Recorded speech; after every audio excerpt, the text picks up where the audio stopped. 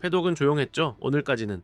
몇 주간의 지연과 각종 루머가 이어진 끝에 FIA가 마침내 2024 시즌 예산 상한선 보고서를 발표했습니다. 발표가 너무 늦어졌던 만큼 그 자체로 그리드 전체의 의심을 불러일으켰어요. 한편 베르스타펜은 밸런스가 무너진 차와 사투를 벌였고 피아스트리는 시즌 최악의 타이밍에 흐름을 놓치고 말았습니다. 오늘 결승선 채널에서는 과연 무슨 일이 있었는지, 그리고 이게 앞으로 챔피언십에 어떤 영향을 줄 수 있을지 함께 살펴보겠습니다.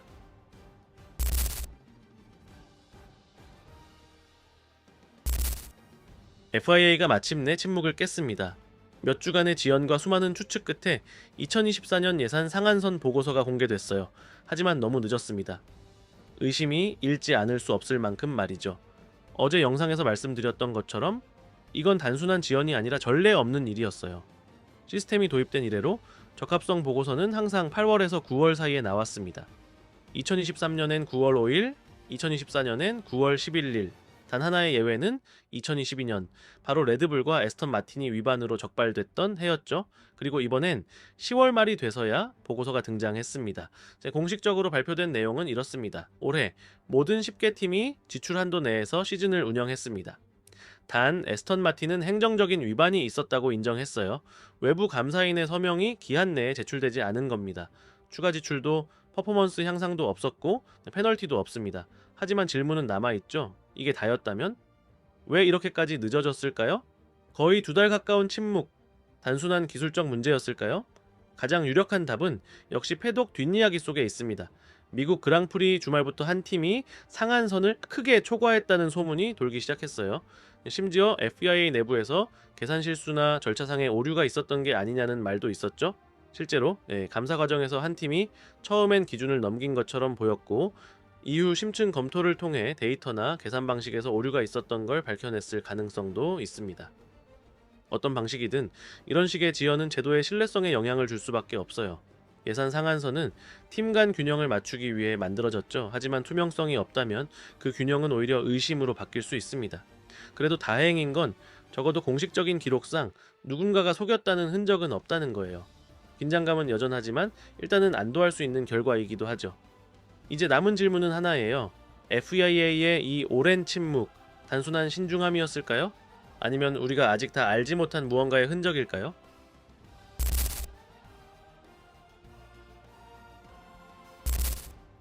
멕시코 그랑프리는 끝까지 보게 되지만 어딘가 뭔가 빠진 듯한 느낌을 주는 그런 일요일이었어요.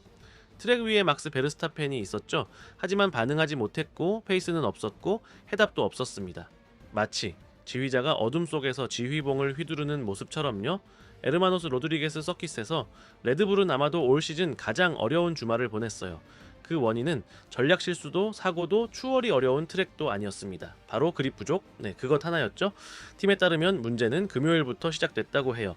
멕시코시티의 고지대 특유의 희박한 공기로 인해 다운포스가 최대 25%까지 줄었고 코너에서의 안정성에 큰 타격을 줬습니다. 하지만 진짜 문제는 노면이었어요. 건조하고 먼지 투성이에 미끄러웠죠. 레드불은 토요일에 균형을 맞춰보려 했지만 위험한 결정을 내립니다. 레이스 밸런스를 우선시하고 예선 퍼포먼스를 포기한 거예요. 바로 그때부터 꼬이기 시작했죠. 요즘 포뮬러1에선 뒤에서 출발하면 시간과 타이어 모두와 싸워야 해요. 그리고 레드불은 타이어를 제대로 작동시키지 못했습니다. 문제는 타이어 내부의 열균형. 표면은 너무 뜨거워지고 정작 기계적 그립을 만들어내는 내부는 차가운 상태였어요. 결과는 뻔하죠. 미끄러짐, 그립 없는 타이어, 말을 듣지 않는 차. 코너에서의 가속력 부족과 브레이킹 시의 불안정함은 RB21을 예측 불가능하게 만들었고 그 누구보다 섬세한 베르스타펜조차 이걸 감당할 수 없었어요. 무전에서도 절망이 묻어났습니다. 이건 진짜 운전이 불가능해요. 텔레메트리도 같은 말을 하고 있었어요. 피트아웃 직후 베르스타펜은 노리스나 르클레르보다 훨씬 보수적으로 달렸고 그 결과 예선의 결정적인 순간에 타이어 온도를 잃어버렸죠. 일요일만을 보고 짠 셋업이 토요일을 망쳐버린 셈이에요. 그리고 좋은 그리드가 없으면 베르스타펜이라 해도 기적은 어렵습니다. 그럼에도 레드불은 포기하지 않았지만 긴 직선, 느린 코너, 고무가 덜 올라오는 트랙, 이미 피해는 되돌릴 수 없었죠. 멕시코는 2025년형 레드불의 약점을 적나라하게 드러낸 주말이었습니다.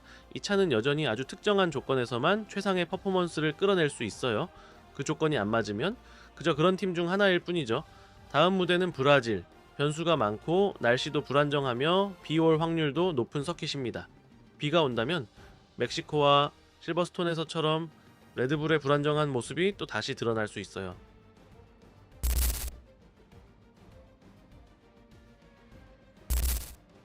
오스카 피아스트리는 올 시즌 초반 분명히 타이틀 경쟁의 중심에 있었습니다. 앞선 16경기 중 무려 14번이나 포디움에 올랐고 인상적인 우승과 함께 자신감도 넘쳤죠. 모두가 이번엔 될 수도 있다는 기대를 가졌습니다. 그런데 갑자기 모든 게 바뀌었어요. 최근 5경기를 통틀어 포디움은 0, 리드했던 포인트 차는 사라졌고 지금은 랜도 노리스에게 단일점 뒤진 상태입니다. 무슨 일이 있었던 걸까요? 맥라렌은 공식적으로 운전 스타일에 대한 적응 과정이라 설명하고 있어요. 안드레아 스텔라 수석은 이렇게 말했죠. 이번 차는 오스틴이나 멕시코처럼 그립이 낮은 환경에선 노리스에게 자연스럽게 맞는 스타일을 요구해요. 피아스트리에게는 그렇지 않아요. 듣고 보면 꽤 설득력 있어요. 노리스는 부드러운 터치로 차를 슬쩍슬쩍 미끄러뜨리며 회전을 이끌어내는 감각적인 타입이에요. 반면 피아스트리는 제동을 늦게 하고 코너 진입을 더 공격적으로 가져가는데 이런 스타일은 예측 가능한 그립이 있어야 빛을 발하죠. 노면이 미끄러우면 그 스타일은 오히려 리스크가 됩니다. 멕시코 예선에선 그 차이가 확실히 드러났어요. 노리스의 차는 앞이 날카롭고 즉각 반응했지만 피아스트리의 차는 무거웠고 앞이 묻혀 있었어요. 자신감이 없는 상태였죠. 하지만 이건 기술적인 설명만으론 부족합니다. 피아스트리 본인도 최근 몇 경기에서 운전 스타일을 많이 바꿔야 했다고 인정했어요. 자연스럽지 않았다고도 했고요. 이건 정말 큰 이야기예요. 타이틀 경쟁 한가운데 있는 선수가 시즌 중반에 운전을 다시 배워야 했다는 거니까요. 그리고 그 과정에서 감각, 리듬, 본능 같은 것들이 무너졌을 수도 있어요. 심리적인 요인도 무시할 수 없어요. 노리스가 반등을 시작한 뒤로 피아스트리는 예전보다 조심스럽고 덜 본능적으로 달리고 있는 느낌이에요. 최근 10경기 중 8번이나 노리스가 더 많은 포인트를 가져간 건 우연이 아닙니다. 이건 단순히 차량 특성이나 노면 때문이 아니라 압박 때문일 수도 있어요. 물론 팀 내부에서 누구를 밀어준다거나 하는 건 아닙니다. 그런 얘기는 단편적인 음모론일 뿐이에요. 맥라렌은 챔피언을 원합니다. 그리고 누가 이기든 팀엔 이득이죠. 진짜 문제는 적응입니다. 자신감의 문제고 어쩌면 경쟁자로서의 성숙도 문제일 수도 있어요. 피아스트리는 최근 인터뷰에서 자신에게 맞는 원래의 스타일로 돌아가고 싶다고 했어요. 폭풍 속에서 자신을 바꾸려는 시도야말로 가장 불안정한 선택이죠. 결국 모든 성장은 대가를 요구하니까요. 성숙해지려면 아픔도 필요합니다. 그리고 지금 걸려있는 건 챔피언십입니다.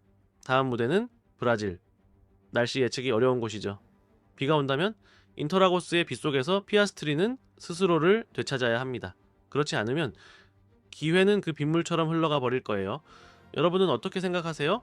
피아스트리와 베르스타펜 아직 타이틀 싸움에 남아있다고 보시나요? 댓글로 의견 남겨주세요. 그리고 영상이 마음에 드셨다면 하이프 버튼 꾹, 좋아요와 구독, 알림 설정까지 잊지 마세요. 결승선 채널은 매일 새로운 영상으로 함께합니다. 봐주셔서 감사합니다. 다음 이야기에서 또 만나요.